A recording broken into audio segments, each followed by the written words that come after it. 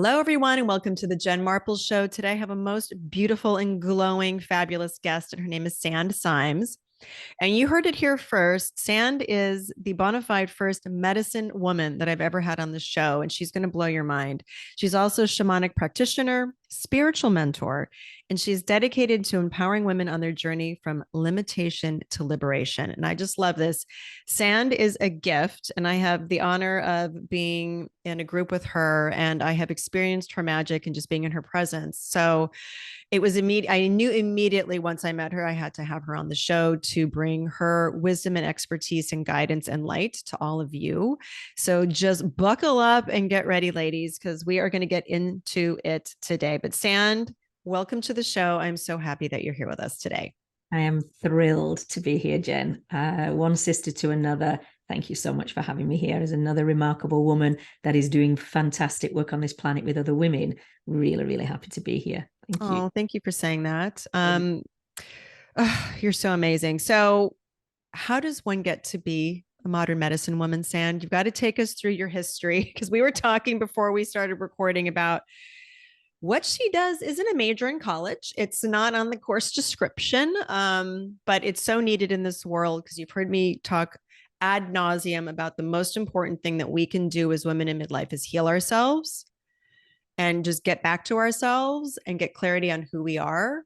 And that's going to be the most world changing thing that we do. You don't have to do anything else. You don't need to build big companies and help other people, but by helping yourself and healing yourself, that ripple effect on the world is profound. And so Sand is a healer. So tell us how you got into everything that you're doing, because I know it's going to be a fascinating story. Well, first of all, and I want to say this with so much heart and love, is I don't take the title of a healer. And the reason for that, especially for women, is you're your own healer. If we give the power to somebody else to say, you are healing me, then we've given our power away. And I think women have been giving our power away for centuries. And in that part, we want to kind of stop that. What we, as a shamanic practitioner, there's a beautiful phrase, Jen, and it's called becoming a hollow bone, meaning that we dig all the marrow out, the healing that we do, the excavating that we do as women when we get to that point in our life and say, something's not working. My life isn't working, my body isn't working, this relationship isn't working, something isn't working. And then we start to do the journey of that internal excavation. And that is literally like taking the marrow out of our bones, because we don't know any other way. We've been taught that way for generations and generations.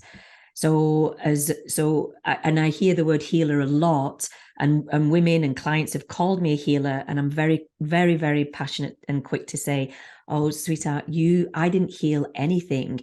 You healed yourself. I was a hollow bone, meaning I was a conduit of energy and experience and knowledge and wisdom, for sure, to help you find your own, and then whatever that is, XYZ, the healing, the clarity, the insights, the guidance, and the wisdom. So I'm really, really grateful that you even said, she's a healer, because it gives us a chance to already from the beginning of our time together, we can invite women to always claim their own intuition, claim their own path, claim their own voice, claim their own power, and empower themselves. My journey to a medicine woman is kind of a classic journey. It's kind of a classic Shiro's journey. When I was born, I had the ability to see energy. I could, meaning, what does that mean? I had a seer's gift, meaning I could see energy, or I could see abstract as a child, shapes, patterns, sometimes people that nobody else in the room, was seeing. At 7 years old, I was playing in the streets with my friend, and it was washing day. You can imagine it, northwest of England. And it was washing day. All the sheets were out on the lines, and we were running through the sheets. And this little boy joined us and was running, and he was laughing, and we were laughing, running through the sheets. And then her mammy called us in and said, it's time to come in. We came in. I'm laughing. I'm 7 years old. My friend's 7 years old. And I said, where's that little boy? Who was the little boy that we're playing with? And my friend said, what little boy? And I said, the little boy we were playing with. What little boy? I got indignant as a 7-year-old little boy. And then I described what he was wearing. the little boy that had the grey sweater on, the grey pants. Before I knew it, I had the back of my hair pulled off my seat. The mammy took me about 15 streets from where her house was to my house. And as only an adult in that world would understand, she accused me of going through her son's private things. Her boy had passed. He'd had an epileptic fit. He'd choked in that epileptic fit, and he'd passed away. And those were the clothes that he'd passed in, and they were in a box up in her attic. And she thought I'd been to this box in the attic. I got a very sound beating at that point. And then what I learned years later is the spirit world, if it feels that you're in danger in any shape or form, it shuts that energy track down. So all that got shut down when I was 7. And the only thing that I can remember, Jen, at that time in my life was the world for a little while was a little grey. And I thought it just rained a lot that summer. It was kind of like, oh, it must have rained a lot because it was pretty grey. Fast forward from being 7 to being 30, I started to have visitations for 5 years, every single night for 5 years. Started off one being at the end of my bed, this kind of like 12-foot being, silhouetted, a little bit of a face. Then there were 3, then there were 8, then there were 30 over 5 years. And they never scared me. I was never scared of these beings, but I got really frustrated, and I'd end up throwing shoes at them or a handbag or a cushion. And I said, why are you here if you're not talking to me? Thus, the voice of the one that was my innocence, my ignorance, my arrogance, and somebody who didn't know what on earth I was talking about. But it started a journey for me to find teachers that could help me understand who these beings were, what was being spoken. And when I met my first teacher, he was a pagan. So he was teaching pagan. So he taught me all about my ancestral heritage and the depth of the land. So I have a very strong connection on my mummy's line, my mother's line, with Ireland. And the Irish clan came into being really strong. And those beings, eventually, when I became a hollow bone, I got out of my own way. I started doing my work, my healing, my excavation. Then that's when these beings finally, I could hear them, and they became known as the ancestors. Not my ancestors, but a collective group of beings that were known as the ancestors. And they said, and this was now 1996, and they said there will come a time on the planet when the humanity are going to face just the most incredible times that they've ever known in our history. And it's a time when you need to understand the ancestors, your own ancestors, how your ancestors could once live on this earth in harmony, and how far we've come away from the land and how far we've come away from each other.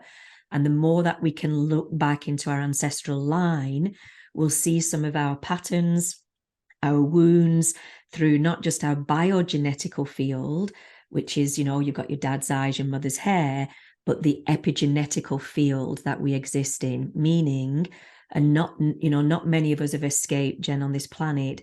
We don't have to look too far back in our history of our own lineage, of our parents, grandparents, great-grandparents, to know that they lived it throughout war and famine and devastation and violation. And that is still in our field. And that is a lot of when we go to our own healing and we start to do the internal work, and we come up against these patterns and these toxic patterns that don't serve us, or stories, and we're not quite sure where they came from, we tend to go to our childhood, which is a great place to start. It's a fabulous place to start. And the work that I do and the work that I've been taught over 30 years now as a modern medicine woman is being able to take somebody through to her ancestral line. So where we don't just whack the top of the weeds, we go all the way through to source and ask those very ancestors or that ancestral line to be cleared out, so that we, as the custodian of those patterns, but not the creator of those patterns, we can have a chance to move that out throughout the body keeps a score. We know the famous book with, Basil van Kolk, The body literally keeps the score of that calcification of old patterns and toxic stories that our ancestors had to live through on this plane, that we are still coming up against in our life, in our relationships, in our bedrooms, in our fridges and the food that we eat, and in our bank accounts. Our ancestors are right there alongside us. So in 1996, when this visitation happened, I started to find teachers, and it wasn't until 2001 I met my first spiritual teacher, who was my first shamanic teacher. He was a shaman, medicine man, and he looked straight into my eyes and he said, "Why are you not using your medicines? You are a seer and you're a medicine woman. Why are you not using that?" That was 2002. I finally claimed the title in 2016. It still took nearly 2 decades through deep sensitivity around misappropriation, understanding the depth of what a medicine woman is and the path that a medicine woman comes to being. And my medicine sisters and brothers, again, were really strong sacred mirrors. You know, you are a medicine woman. I had to get through so much weeds of my own upbringing, especially in the church, to really do weed whacking for almost 2 decades. So I say that as a woman that didn't pick up a title off a bookshelf or from somebody who once gave me that feedback. It took a long time before I could digest it, claim it, and know myself to be that medicine woman fully and completely, even though I was working as a medicine woman inside my past profession as a social worker, and now certainly as a woman that works to empower women on the earth. Oh my God. Well, it's also fascinating. And I love all of it. Can you explain the difference? Because this just popped up because I've heard a little bit about like Akashic records. Is that kind of the same thing? Is that talking to the ancestors and ripping this? Is that the same thing? Just for clarity, in case anybody knows what that is out there. Great question. If we look at the world and all of the universe and beyond our everything that we can't fathom, I think what we all can agree on is that everything is energy, or most of us can agree that everything is energy. And one of the most shocking and beautiful insights that we got as a humanity was a couple of decades ago, if you remember, when they split the atom and the science was waiting to find matter. It was like, it's got to be in here, the holy grail, our answer to everything is going to be in this atom. And the atom is the smallest particle that is in existence. And so to even the fact that we even could be able to split it, I mean, is just, beyond most of our comprehension. But when they split it, it was that this massive inhale with science, where science went, there's nothing there. There's no meaning, there's no thing, meaning there's no matter. And science, as we know, link very heavily to the senses. If I can see it, touch it, smell it, taste it, see it, hear it, then I'll believe it, I'll believe. And yet there's a beauty. I can't remember who said this quote. I wish I could and could give full credit. I once heard this about 20 years ago, and this quote was, "You will find God in science. Science will prove there is a God." Because most of us can't believe it unless we go through the 5 senses, as I just said. So if everything is energy, and when they split the atom, there was no thing there, it was energy. Then as energy, how do I answer this? If we get hold of the concept that everything is energy, then every thought that we have is energy. Every action that we take is energy. Every movement that we have is energy. And if we move through energy, then I believe, without any, damnation or any misappropriation, I honestly believe that we are, one, we are our own healer, and 2, that we carry the medicines that we need in this lifetime to heal ourselves. Sometimes we need help and support by coming to a shaman or a medicine woman or man, or a medical doctor or medical, nurse. We come to all those different variations to have help and support and structure in our own evolution, our own growth. Did I answer your question? No, but you did. And I say that with love. But you went on everything is energy. So the question was just about Akashic records and then ancestral. Like, so, and So maybe you could explain too what Akashic records are, because right. probably people don't know what that is. But it was just one thing I thought of. So I just, if somebody had a question, because you're talking about sort of releasing that ancestral sort of trauma or cutting those cords, or is Yeah. that what the Akashic records do? Or cutting the cords with the ancestral past? Okay. It's I just love getting into all this. So No, I love it. Back to my point of energy, but I'm glad I give that little history about energy, because this is where it's really important. Because everything is energy, whatever we call it and name it, to some degree, some degree it matters, and to some degree it doesn't matter. Why? If we lined up all the 8 billion souls on this planet and asked them to talk to us about God, we would get 8 billion different variations of what we think God is or what God isn't, or whether there's a God or not a God. What we can all agree on is that there is an intelligence, and some combines that with nature. We know that the ocean knows how to look after itself. We know that the trees know how to be a tree. We know that the sun rises every day and the sun sets every day. We know when wind comes in, we might not always see the wind, but we see the wind through the movement of trees, right? So we have this place where what is ancestors, what is the Akashic records, what are cosmic beings, what are spiritual beings, what is ascended masters, what the hell is there a difference? The biggest place, I would say, from my own experiences, the biggest difference in meaning is on you, on me, what we put meaning to. So the Akashic records is a way of accessing what a shamanic practitioner would say, accessing beyond the veil. So I'm a shamanic practitioner of 22 years. A shamanic practitioner has a knowing that we are interconnected with all of life, that we know that what we would call grandfather the fire is grandfather sun. We know that Mama Luna moves not just the oceans on this earth, but moves every woman's waters on this earth, if you have a body that has a womb and you have blood cycles. So when we come to what's the distinction, my first place would always be, whatever your heart and your belly and your sense of being is, trust your own intuition first. So go with that, go with your gut instinct. The Akashic records is one way of saying prayer, invocation. Let's talk to the ancestors. Let's talk to cosmic beings beyond the veil. The Akashic records, it's this, probably upset a few people here now, but I'm going to say it anyway. It's like saying, I've got a car and I'm going down the freeway and I'm in this lane. My car is a blue Honda. That's one way of going down a freeway in that lane. Somebody else says, I've got a red mini. I'm going to go in this lane to get to the end of the freeway. But my choice and mode of transport is, I love the red minis, so I'm going that way.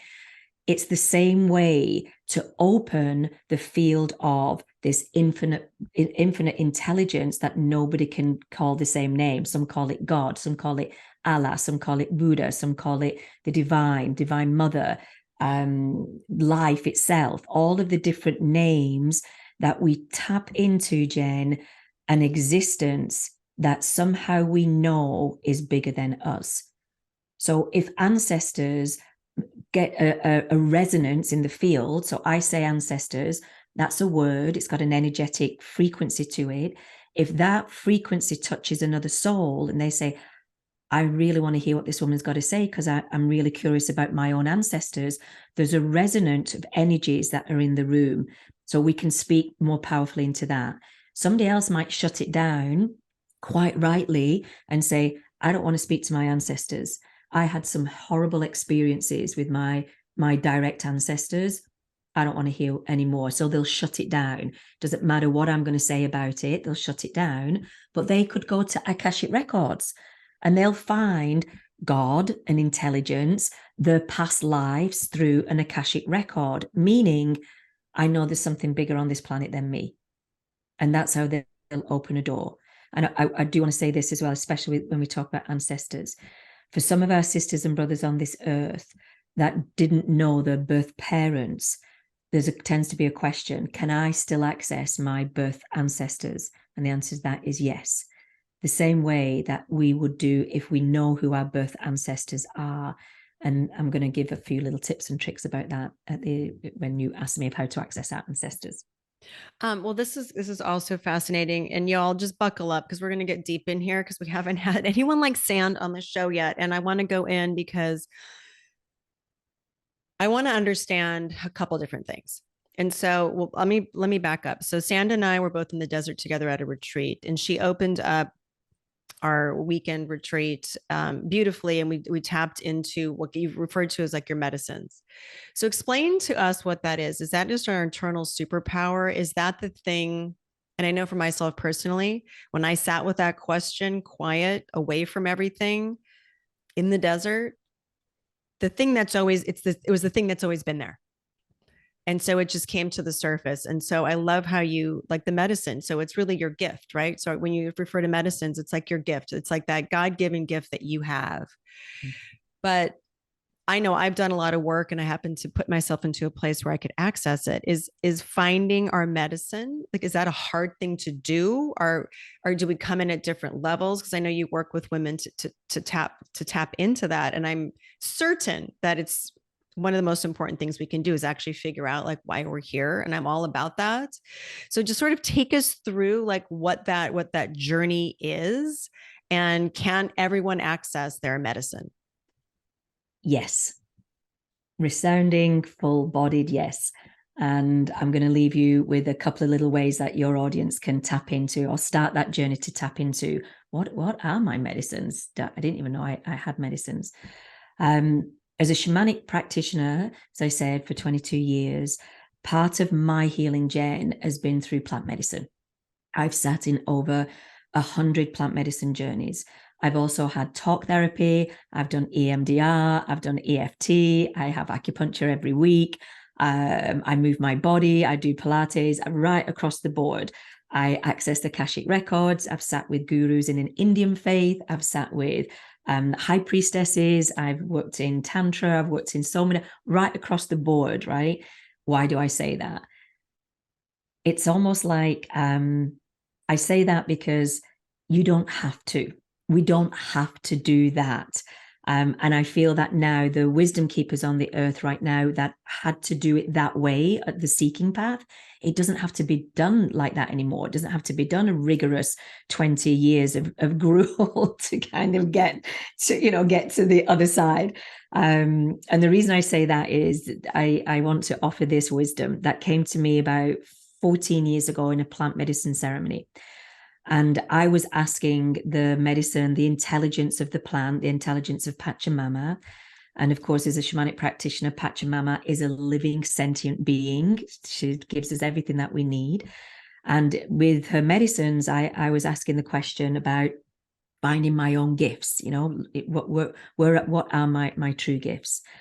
And at the time, I was still a social worker at the time. So I've got 2 decades in being a social worker. I think that's important sometimes that I don't wear tie-dye t-shirts, nothing wrong with tie-dye t-shirts, but I'm very grounded and have worked for 2 decades in in all the realms, from women in incarceration to substance misuse to teenage pregnancies, pedophilia, just all across the board of our human existence. So very deeply grounded in that profession before I say anything else about the medicines. So when I was in the medicine journey, I asked the question, what are the gifts? What are my medicines? This is the download that I got, that I've used ever since. And the download was this: you have sun medicines and you have moon medicines. And just like you would never see the moon in the sky without the sun, same. You have sun medicines, which I call, that Sand calls. Our sun medicines, Jen, are they're on Facebook and Instagram and LinkedIn, right? So our sun medicines are all the things we love about ourselves. Medicines of kindness and generosity, playfulness and love and compassion. And we love to be known for our sun medicines.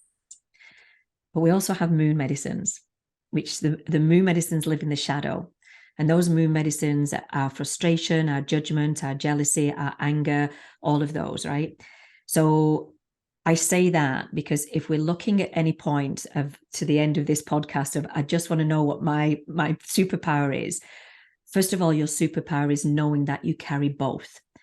And your moon medicines are the most spectacular medicines of all, because the wisdom that comes from knowing your moon medicines by using your sun medicines to illuminate, just like the sun illuminates the moon, our sun medicines, we came in with them when we were born to help us illuminate with kindness and compassion and zero judgment, illuminate our moon medicines so that we could alchemize, shapeshift, transform our moon medicines. So we're not going around the earth getting angry at people and then feeling ridiculously ashamed about it, or judging somebody but never telling anybody, so we'll hide in the shame shackles because I'm never going to tell anybody I just judged that woman over there. But we all have them. And I'm going to give your listeners a little gift at the end as well, with to come into an ancestral breathwork journey to do this work if they want to, as one of our guests. So where do we find our medicines, and why are they different, and why they are superpowers, and why they're different than our qualities? Qualities were mainly given to us by somebody else. And here's why. Parents, educators, our teachers, our peers would tell us and would give us love or attention for showing up in a certain way. And they would say things like, you're so pretty, you're so kind, you're so generous, you're so this, you're so that. So those medicines were given to us without us even excavating and finding if they were true for ourselves.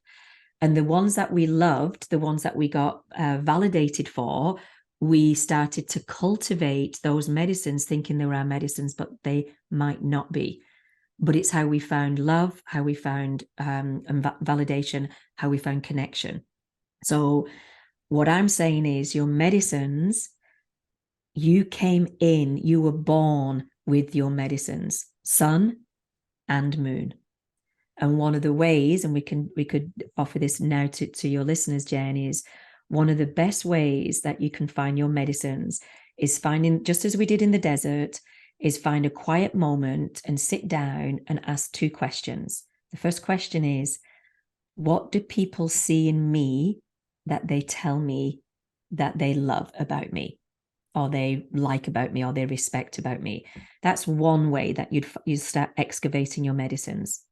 And then the other one, which is a little bit more difficult, but it's equally as beautiful and more powerful sometimes, is what do you love and deeply admire in somebody else that you don't think you have in yourself?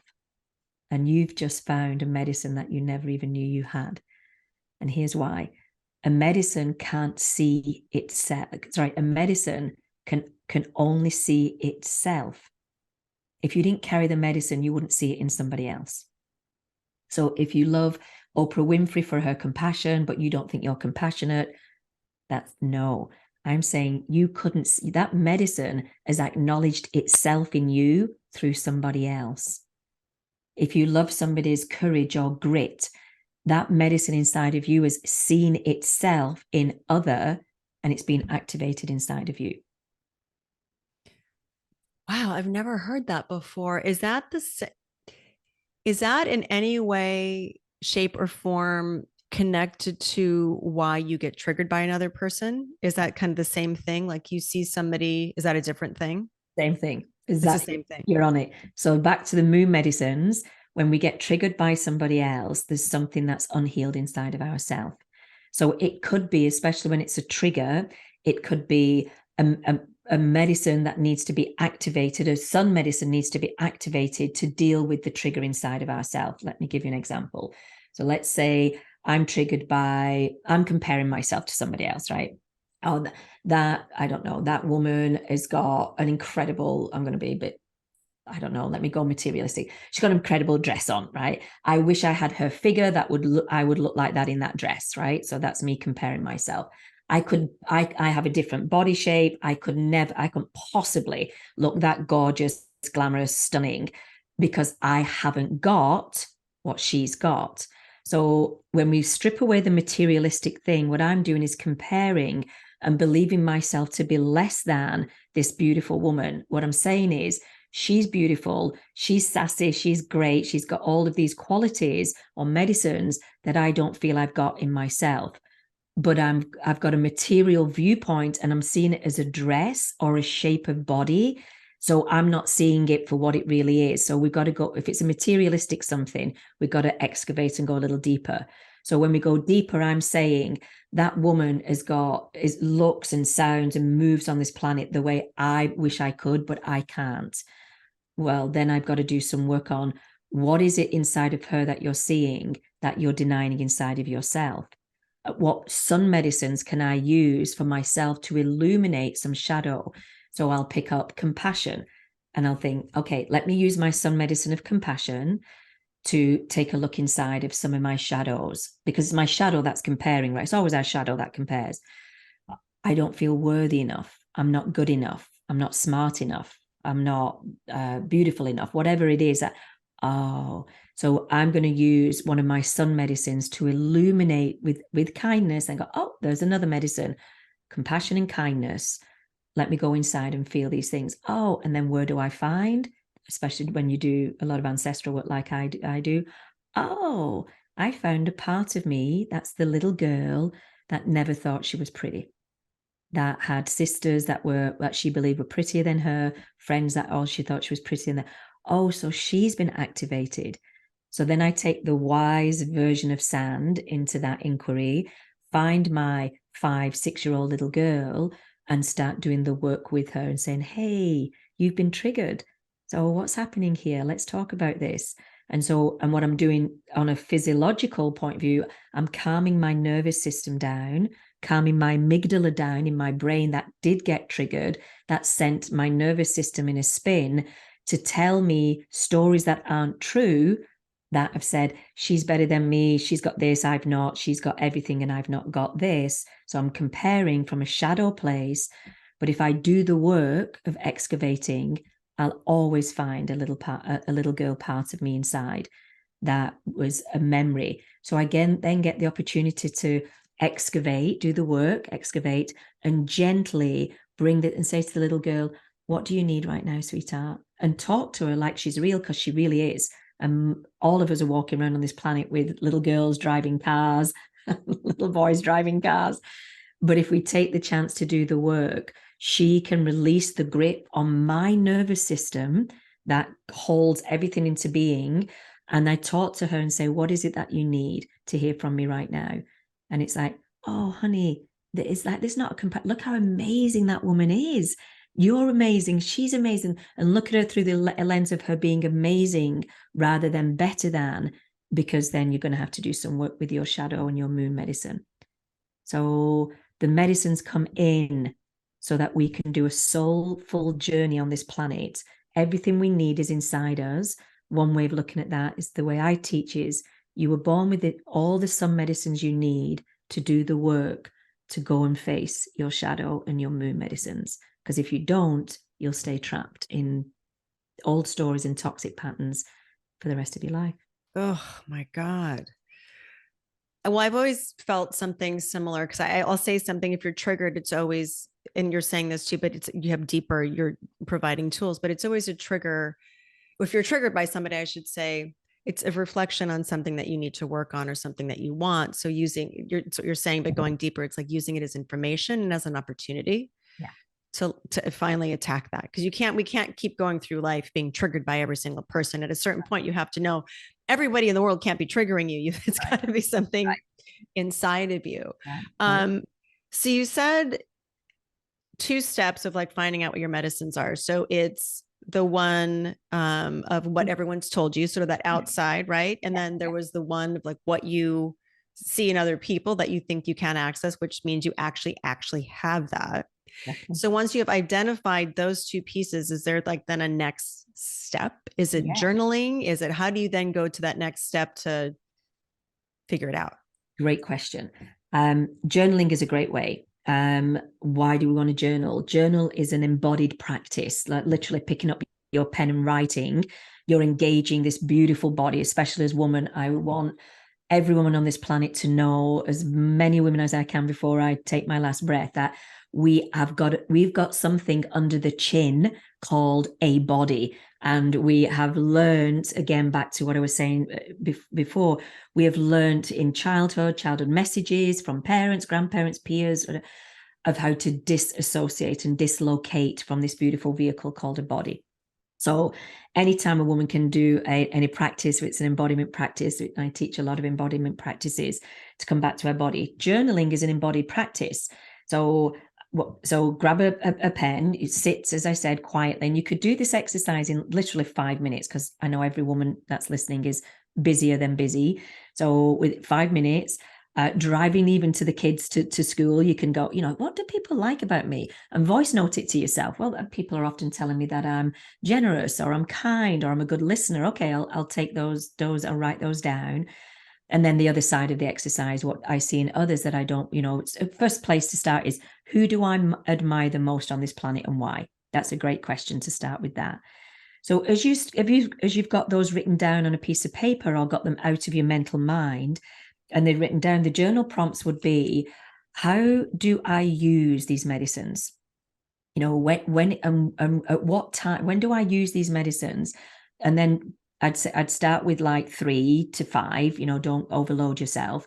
How do I show up as kindness? When people say I'm really kind, how do I do that? What happens through my body where I want to give my medicine of kindness?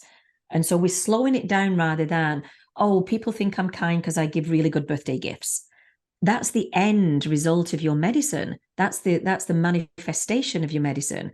But your medicine started long before that. It was, you spent time thinking about this person, how much you love them, what they mean to you, what they love in the world. You took time thoughtfully to design a gift for them in some shape or form that you were going to give them.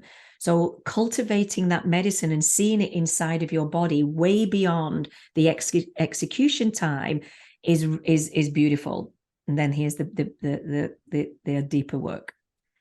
Start to walk in your body, move in your body as a woman on this earth, knowing you carry these medicines. So it's kind of like, how would kindness make the evening meal tonight? How would compassion make love to my partner? How would generosity show up sending this email? So you start to see your medicines you start to literally pull your medicines out, because right now they're kind of buried. We have some idea that how we use them, but they're kind of buried. So what we want to do is start to pull them out. And keep a journal is a great way of doing this, especially at the beginning. And because the universe is so benevolent and it doesn't want to waste time, you find really quickly what your medicines are within a few minutes, within a few hours, and have a lot of fun with seeing how your body responds to, and then see it in others. Oh, I've always thought Jen has got, Jen is amazing. She's got the kindest heart. She's super generous. That's her medicine. And then watch Jen in her medicine work as a woman of generosity. And then you start to interface it with other people. And then for children, you start to see your children, and this is a big one, especially for parents, you start to see your children's medicines, rather than it being a quality that you want to bestow on them. Like, I want them to be kind and loving, great, but look deeper. What are the medicines of these beautiful souls that you've helped to bring in on this earth? What medicines do they carry? And how can you help cultivate and nurture medicines in others, with our children, our friends, our families, but ourselves? I remember a funny story. I get kind of like mother's love a lot. Like, Sand, you bring in the archetype of mother's love, especially in a lot of the work that I do with women. And so I was like, how do I bring mother's love to the bedroom? And at first it was shocking, right? It was like, oh my God, that's shocking. That's, oh no, that was like bringing, a picture of, Jesus or Mother Mary or something into the bedroom. And the mother's love, if your mother, when the depth of mother's love is that she's wide open to create a space to fully, truly receive. The ultimate mother and mother's love is a receiver. A medicine is the receiver, because she's the ultimate feminine. So to receive. So I was like, I can receive. So I'm going to go and receive in my bedroom, my husband. I'm bringing this medicine into being as totally open and receiving as mothers love, without it sounding weird, So you can play around with it a lot, is what I'm saying. But that's how you'll get to cultivate, nurture, and nourish your medicines. And Jen, they start working with you really quickly. They compound. Like it's like from 0 to 10, then from 10 to like 100. And they start to work with you really, really powerfully. So this has just popped up for me because I know, having gone through like so much of this work and experiencing you and your magic, what happens to us when we deny our medicines? I love your questions. When I was in the rainforest in 2006, and was met with a very, very, very powerful shaman in the rainforest. And he said, you're not using your medicines. And if you don't use your medicines, they will implode. So, and it took a few years to really kind of understand the deepening of that. Here's one way of looking at it. If we don't use the medicines that we have, our some medicines, and fully give time for them to be fully expressed, then because we live in a plane of duality here, because this world is a plane of duality, if you don't use the sun medicines that you've got, then by very definition of science, meaning the balance, the internal balance of our very nature, if we don't tend to our garden of our sun medicines, the weeds are going to take over the garden. So I use that analogy. If we don't tend to the blooms and the shrubs and the trees, which are our sun medicines, then the weeds in the garden will take over. And the soil, which is our life, the fertile soil on which we live our life, we plant our seeds of what do we want what do we want from our life? How do we want to be in service with our life? If we don't cultivate and use those sun medicines, then our moon medicines will start to take over. And I've seen so much research with this, Jen, where it's and there was a piece of research that came out about 40 years ago, and it was on the very simple statement: can you teach an old dog new tricks, kind of thing? And it's beautiful because it's part of what Your stand for, that if we don't move through life nurturing, expressing, and loving our medicines, especially when we get to midlife and getting older, there's a calcification that will happen, just like a physical calcification starts to happen in our body. If we don't look after our body, same with our medicines. Our moon medicines will take over. We will get more cranky. Because we're not lubricated with our sun medicines, we'll get more cranky, and all of the moon medicines that we have inside will start to get louder, take up more of the internal space that we are thinking, more of the external space that we're living. So we become cantankerous, more judgmental, complaining, criticizing. So we end up in that kind of a field. And I know that you're a stand for every woman that you in service to, Jen. You know that it doesn't have to be that way. We don't shrivel up as women when we get older. We don't. Can you say the F word on this? Do you swear on? Well, the tagline is "You're not too fucking old." So yes, Sand. Yes. I didn't know if I could say it like for real. Yeah, no, we can. We never get fucking old. We never get fucking old. The body ages. The brain of there's those things happen, but the soul, the living existence of our life force is like a river. If we keep like cultivating the river and cultivating the waters of our very body, lubricating ourselves with the joy of our own life and doing the good things that juice us up, then we can, we're in our 60s, 70s, 80s, 90s, and even beyond, in a juiciness of deliciousness of life. And I have seen, I've always had older friends, thank goodness, I've always had older friends. In all my life, I've always had older friends by a decade or sometimes 2 decades. And the wisdom that women have passed on to me, and the moon medicines that women have tried to pass on to me. It's like, I don't want your moon medicine, girl. I don't believe that I get shriveled up and my vagina gets all, kind of shriveled up and dry. And so therefore I've zero existence to this earth and our humanity. I honestly believe, especially now, the wisdom keepers that we are on this earth, that wisdom is so needed for our generations of yet to come. Not from a place of being better than, we're never better than, but we've lived some lives of that we can pass that wisdom down. And it used to be that was our education in our humanity, by story. Our elders would tell us what berries to eat, where we could go that was safe, how we could utilize the earth, how we knew about the sun, how we knew about how to move with this in alignment with the stars. And we've come so far away from that. That's generosity of genuine storytelling, but story is not a myth or a legend, but a story of how to live in harmony with the earth, in harmony with our bodies, in harmony with each other. That's what's been missing. And we've come so far away from that. That's where we're dry. That's where the starvation is. That's where we're getting old, because we've moved so far away from the juice of life.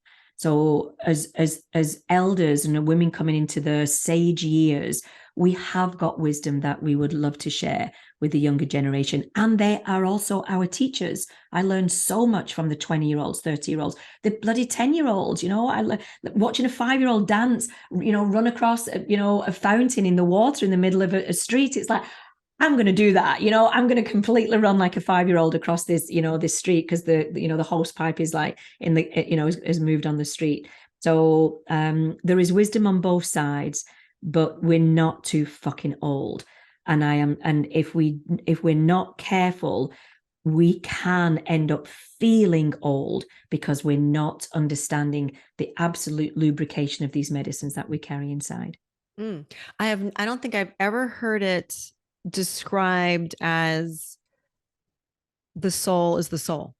There's no age to the soul. That was really profound. And you made me think about a couple different, I've always had friends younger and older. I think of my mom too, who's 77, and she's still working, and she's got college. She has friends that are younger than me. And I love that, because I think we do learn, and it's not like, well, I'm wiser and, I know the best. It's like we all learn from each other. I love that perspective. No, we're not too fucking old to do whatever the fuck we want.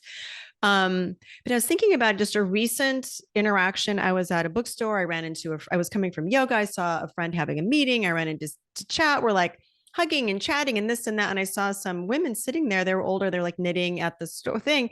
They all just were looking at us like so pissed off that we were talking. And what occurs to me is that in that moment, they've let their shadow selves, the moon, sort of, they're just cranky and this and that, versus I was literally thinking to myself in that moment, like, you didn't say yes to you, and you're not, now I'm putting some words to it with the sun and the moon medicines, but you haven't let the sunny ones take over, because now and that's like society, and maybe you're beaten down, and I have compassion for those women. But to think like, I don't want to be the lady who's cranky. I want to like learn from the people who are around me, and I want to not be bothered by young kids running around and being part of life. And so, God, it's so everything. This is such important work that we have to be doing, and knowing that it's not too late. You're not too fucking old. And we all know those bright lights that are out there, and you're like, how old are you again? Like your physical form is like 80, but you're like, people are shining bright. But I think it's what you're saying is we haven't nurtured like the sunny parts of ourselves, the sun medicines. Oh my God, Sand, I could talk to you forever. I want to ask a very important question though. And this one came to me specifically thinking about wanting to ask you this, because I know, because I talk to so many women too. And there are women who limit themselves, are going to be listening right now and going, oh, this sounds like so woo woo and so out there, like blah, blah, blah. I'm so busy. I'm doing all these things. They're on the hamster wheel. They're on the hamster wheel complaining. And I say this all with compassion, everyone. I was there. I was this woman years ago. So I've been there, you guys. I've been that person who just hated everyone, hated everything, because I wasn't living my purpose. I wasn't in my sun medicines. And everything just seemed like shit. So I say this all with compassion. So for that woman who is me, like say 7 years ago, this all sounds woo woo, Jen and Sand. but I'm just fucking trying to get through life. What do you say to her? What step can that woman take? That woman that I was like 7 or 8 years ago. And I'm actually getting emotional about it because I know I don't want anyone to suffer. It's the reason why I do this work. It's the reason why I want to help women. I don't want you to live by some other, some of the paradigm society has told us to be a certain way and to deny. I think that's what is denied those special gifts, those special medicines that we have. So someone's there on this, like, probably about to turn this podcast off because they're like, what the fuck? This is like not a practical tip on how to live my life. Yeah. What would you say to that woman? I fucking love you is the first place I want to start. Because Jen, we've all been there. That woman that is burnt out, no wonder we get moved to tears. It's like that woman that didn't know anybody, couldn't trust anybody, couldn't ever tell anybody the deepest parts inside of her own thoughts, because who was going to understand her to say, I'm not coping. I am sad. I am not enjoying my life right now. So we don't want to go and excavate and go inside and look at those moon medicines. It's like, I'm doing everything I can just to keep fucking going. I'm doing everything I can to get out of bed in the morning, put a false smile on my face, be hyper, high five, or what I call the puppet, the archetype of the puppet, where I go, I'm up here. Hi, everything okay? Is it good? And it's this puppet, and she's high and she's keeping everything together. And she doesn't want to go and look inside, Jen. So what do I want to say to you is I love you, I feel you, and we've all been on that path at some time in our life. What I would say to her is get great people around you and start with one person that you can trust. Just one person that you can tip out, because you're what I would describe is like you're a volcano ready to bust, because it's unsustainable how we live that life. Something has got to give somewhere. And it will be it's like a leak. We will leak to our kids. We'll leak to our husband or our wives or our partners or our caregivers or our parents or somebody, our colleagues. Somebody is going to get it in the neck, because you can't hold on to that. It has to leak. That energy has to go somewhere. So I would say to her, I hear you and I know your world as best as I know your world. As a white-skinned woman is one, it's a privilege. My skin is a privilege. So for some of our sisters on this earth, who our BIPOC community, the Black Indigenous people of color community, my community of sisters who are LGBTQ plus sisters will say, you don't know my world. And my darling, I don't know your world. I only know my world. But I know when a woman is actually going through life and she is terrified of being unzipped or unzipping herself, I'd say the same thing to any one of you, which is find somebody that you can talk to, that you can start to tip out to. And the only thing that is stopping you, not the only thing, there's several things, but the thing that is stopping you is you are terrified of being seen for something less than you believe yourself to be. You've put yourself under so much pressure of thinking you have to look a certain way, sound a certain way, be a certain way, marry that person, live in that house, have your kids go to that school, have this body, have that much money in the account, drive this kind of car, wear these kind of clothes, whatever that is. If that is not who you really are, you are going to find that is unsustainable. So for that woman, I'd say a couple of things. If it's going to take you another 2, 3, 5 years to take the advice I've just given you, and here's why. You'll do it when you're ready, and you'll never do it when somebody tells you. So wherever these sisters are listening to this podcast right now, wherever they are in their journey, Jen, I honor them. And if you're a sister that's going to take years before you take that piece of advice, let me give you another one that's easier to come home. Learn how to breathe. Learn how to breathe. Very simple. I'm going to give you a very, very simple breathing tool here. I'm also a breathwork teacher. So in our breath, living that kind of life, there's no way that our lungs are getting a full capacity of breath. We are shallow breathing, which is one of the reasons our body is working against us, because when we can't take deep breaths, it tells our nervous system that we're on fight, flight, freeze, or fawn. And I'm sure you've had guests on your podcast that have taught that in depth, so I'm not going to teach that in depth. What that means is that fight fight, flight, freeze, or fawn is our nervous system that believes our body in some shape is in danger. Our life, living a life of stress like that, you're telling your body that you're in danger. So it can't take deep breaths. We don't take a deep breath when we're running away from when we're running away from, a buffalo, or when we're running away from, a wild boar. The body knows it can't take a full breath because it has to run away from something. So we teach our body to take some deep breaths. And this is what I'm going to teach here, is what we call the 4-box breath.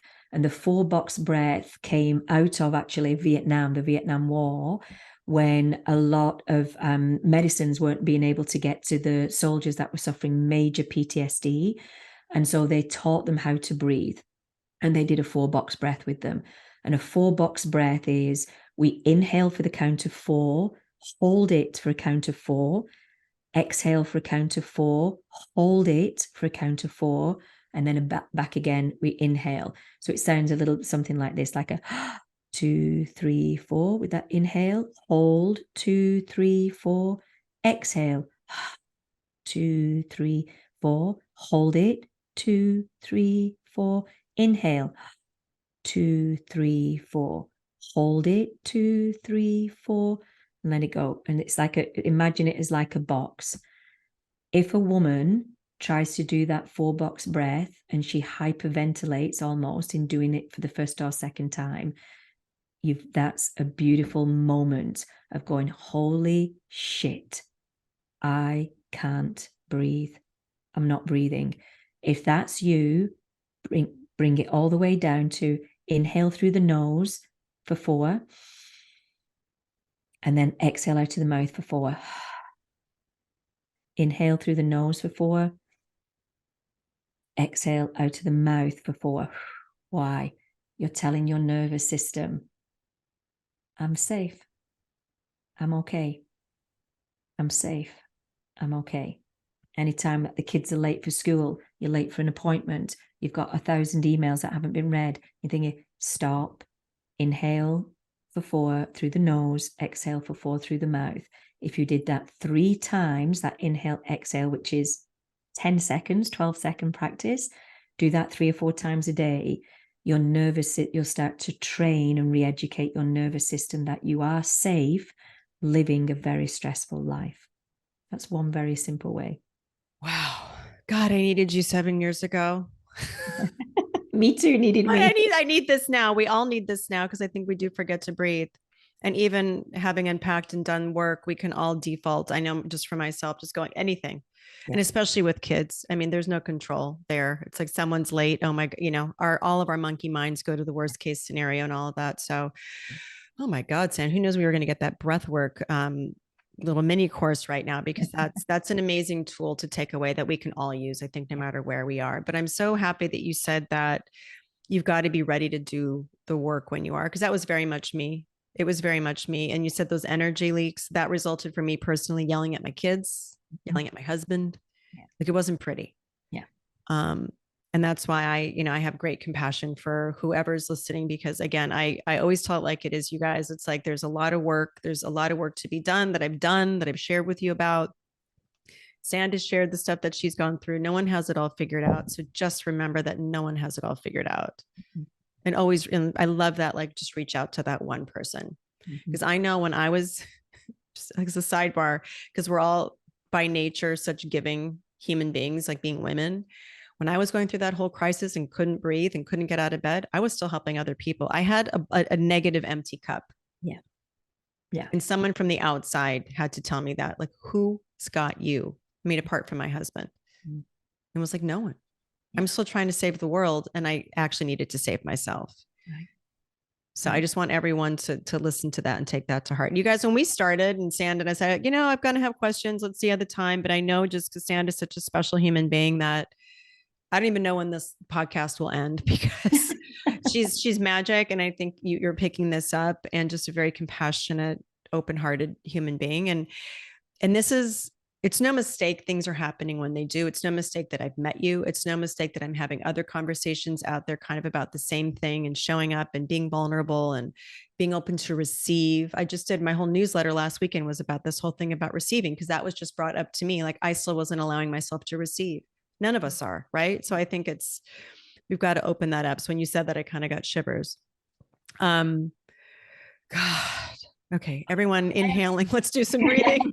I want to add two things. In the breathing, if you can, especially for my sisters that are not going to go and find the help right now because you're too busy. Hug yourself. Hug yourself when you're going to bed at night after you've done all your things and you looked after the kids and you've done the stuff and you know, whatever. And we've made love to the husbands and the wives and partners, whatever we're doing. Or some of you are probably laughing and going, are you kidding me, Sand? I'm so fucking tired. I don't do that's weekend sex. And we all know that we've been in that department as well. This is for the what I call, there's two things, what I call the lazy girls practice, right? When you fall asleep at night, hug yourself.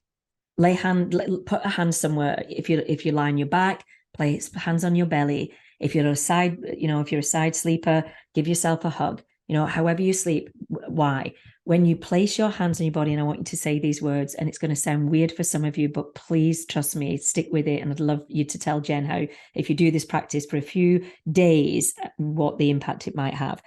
When you place hands on your body and you say the words, something like, you did a great job today, or I love you, or we've got this, or let's just, let's sleep now, or I'm so grateful that I'm in this warm bed right now with these clean sheets. Something that is kind to yourself. And it takes a bit of practice because at first we don't believe it. At first we'll say, okay, I'm doing this thing. I'm going, yeah, I love you. Yeah, I do this. And it's kind of stays in the mind. But the practice, if you stay with it, and it is, you go into bed. I'm not asking you to journal. I'm not asking you to read a passage. I'm saying lie down in your bed and go to sleep. And while you are lying down in your bed and going to sleep, give yourself a squeeze. And as simple as find one thing that you did good that day. I did good today. I got the kids to school on time today. I sent the email that I've been putting off for a week and I sent it today. I had berries today instead of a Snicker bar. I don't know, whatever it is, and feel something and like, I got this. I love you. When we place hands on our own body, and if you're doing the breath work, I invite you, if you want to like amplify it, place hands like on your belly, on your heart, somewhere on your body. When we lay hands on our body, we give a transference of energy to our internal little girls. And it's that little girl that you just spoke of, Jen, when you said, I was looking after everybody else by myself. I was in bed shattered and I was still looking at the people pleaser, which is a protector part. The people pleaser came in when you were, and then you name it. Were you 2, 3, 4, 5? But she's a child. So that little girl, that's the only thing she knows how to do.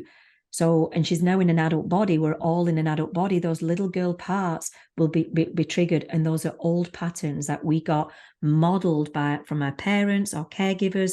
Somewhere along the line, somebody gave us attention, love, or validation to be a people pleaser, and it stuck. And then we started to cultivate that moon medicine, and it's not even ours. It was handed down. So I want to add the hands on the bodies to the breath work and just say, as this piece of wisdom, whatever piece gets triggered, the adult tends to leave the building, and what has been triggered is a memory, not all the time, but more often, like 95% of the time, what's been triggered is an old pattern that is attached to an inner child from our childhood somewhere.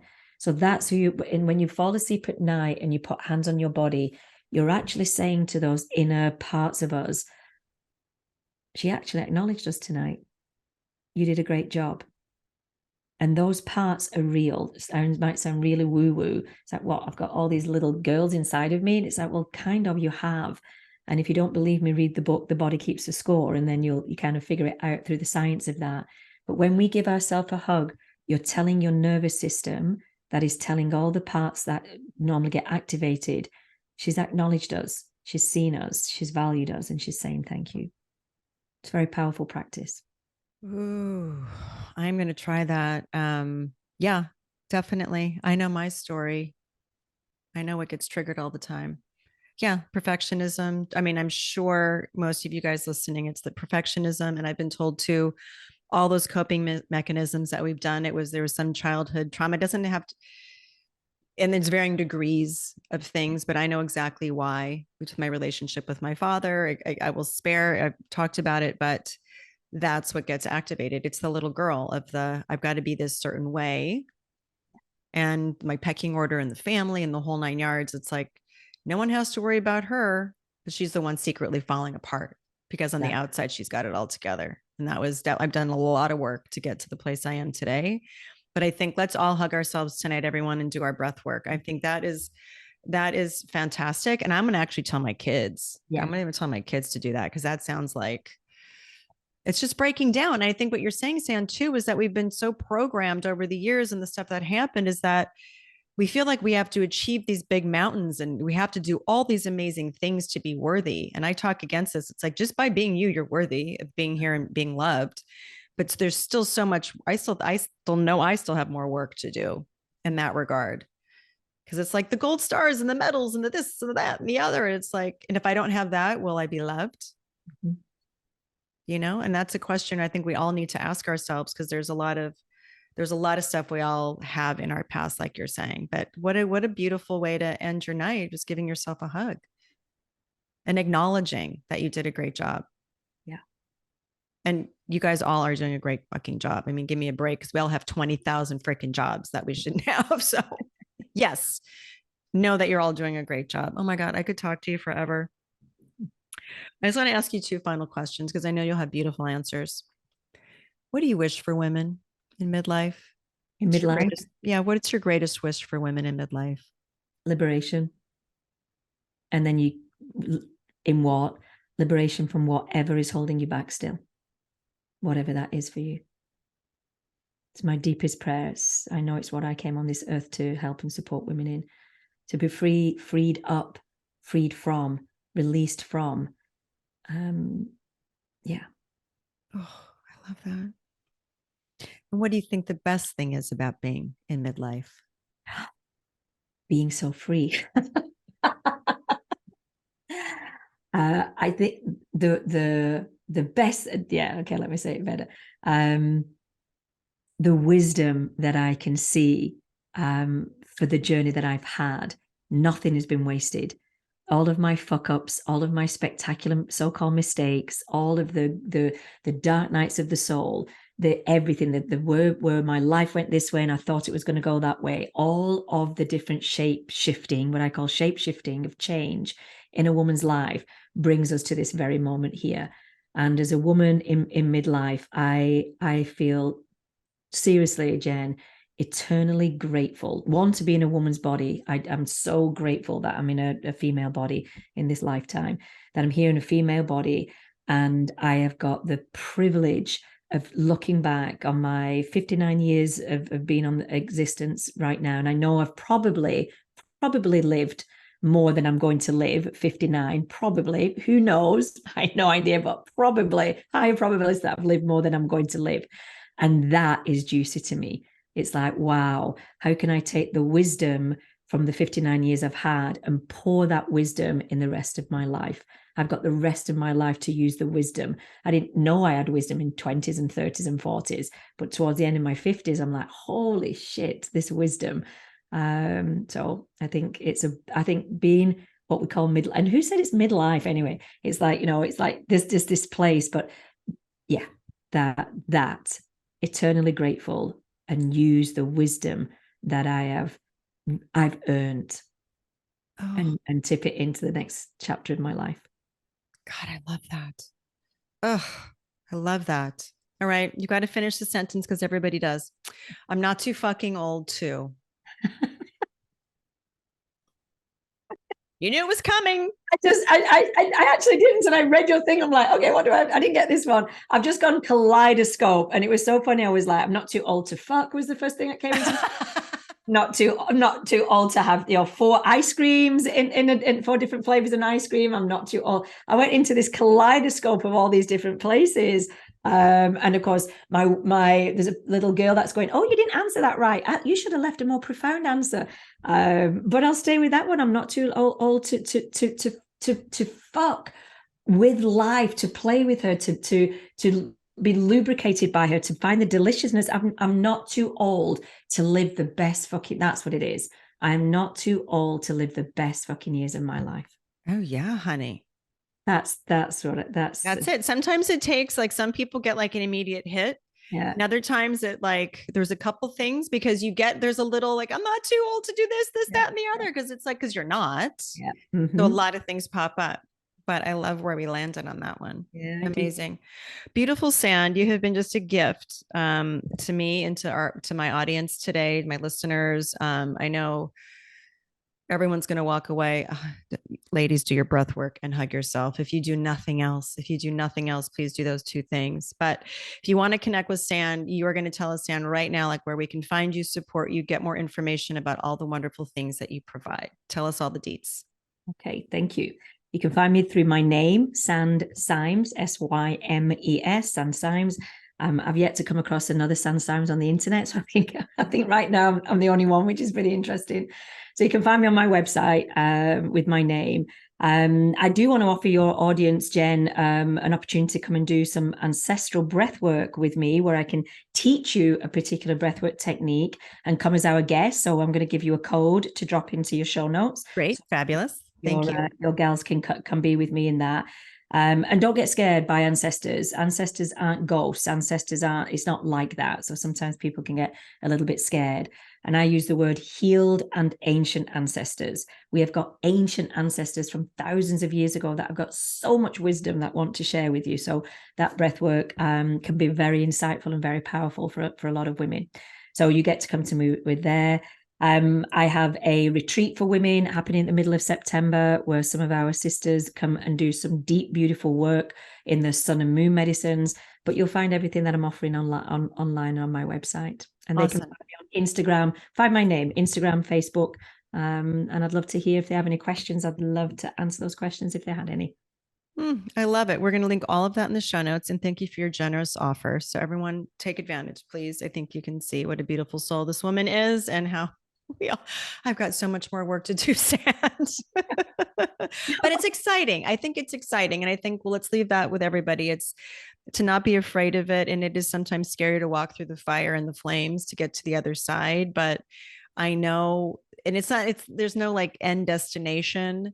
You know, I'm 53, I'll be 54 in a few months. And there's maybe new flames you keep walking through, but really, truly, I remember someone told this to me a long time ago that was truly hitting menopause, like on the other side of that, where you can access this when some of these other things just fall away, but being able to go into it with open eyes and face whatever things we need to face. There's so much beauty and freedom on the other side. Yeah. And that's what this whole conversation, I think, has been about. So thank you so much for being here. This has been an absolute joy to have you on the show today. Thank you so much. I'm so happy to be here. Thanks for the invitation.